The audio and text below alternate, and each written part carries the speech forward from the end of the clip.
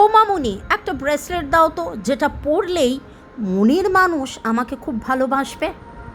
হ্যাঁ, মনের মানুষ কেন, আপনজন, প্রিয়জন, মনের মানুষ সবাই ভালোবাসবে।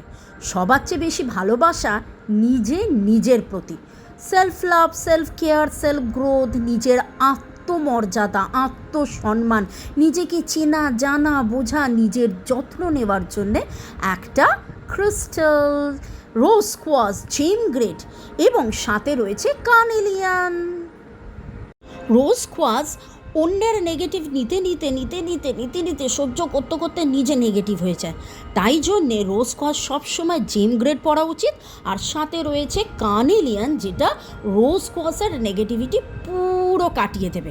তাহলে কি হবে, এবার সমস্ত নেগেটিভিটি দূর দূর দূর দূর, ভালোবাসা ভরপুর।